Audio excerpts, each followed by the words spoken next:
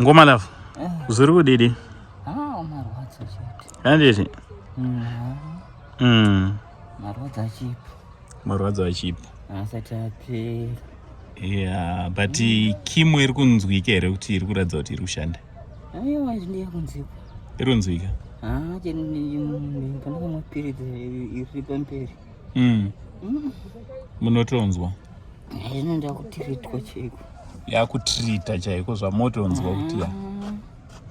Inogona kutema munhu nedemo akauya padhuze. Wewe munhu akauya padhuze inogona kutokutema nedemo iya. Ndarwadziwa. Handiti? But tinotenda kuti izvozvo handimauya kureview. Kupora zvopongesa futi kuna Mwari. Kana ivo vanhu varege kuneta. Zvinopera namba chinyengeterawo. Handiti? Hata kuti nanokunda kudai. Zvine zvapadhuze kutopera. Kona kuwana mushonga. Zviri nani. Mishonga yacho ichiripo zvayo? Aiwa, ichipo. Handiti? Mapiritsi achipo. Achipo. Ichipo. Perfect. Saka pamnhasi mauya kuzodiwa kuchipatara? Apa usida kucheka kana kuti rwasire. Iyi review iyi? Achiona kuti mishonga ichiri kupindira neruoko rwacho. Alright. It's okay. Alright, so totenda kuti zvinoita zvakanaka mukoma lapa. Handiti? Zvinoita. We believe and we pray kuti zvinoita zvakadi? Zvakanaka, Mwari ari kumusoro kwa. Mwari ari mubatsiri wedu. Zvinoita chete. Andoziva. Imwe mari muwedzere pakurapwa ipapa. Handiti? Also pane company inonzi West Pro. Handiti?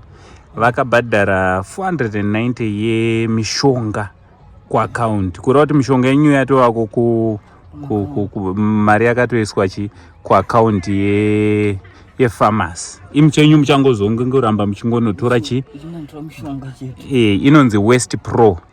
Inotungamirwa navanonzi vaKenny Sharp. Mungada kuvati kudiwo vaKenny Sharp kana vakakutarisai? Ndiriona kuti vatende zvakapokupedzisira. Aiwa, kana Mwari chavatungamiriri. Handiti? Zvese zvanobata nemaoko avo achirofadza. Amen. Aiwa, nemhuri zvese. Vashoma vanotambanudza maoko kusvika ipapo. Amen. Vashoma. Ndikumbira kuti varege kuneta. Ngavarege kuneta. Kuti ndichipo ndazoporo chanatsokuti munhu yadi zvaita. Aiwa, tichingotenda Bishop katiyo mukoma Simba vange vari paground vachingondaona kuti zviri kuita sei, ndo vakati vaonawo vakati rege tikavhewo bill remishonga kuitira kuti murume uyu asamire treatment. Handiti? Hazvidi kuti umbomwaomire. Dati kukurura zvikaona kuti wapapi. Aiwa, chirege ndikuregei mumhanya. Handiti?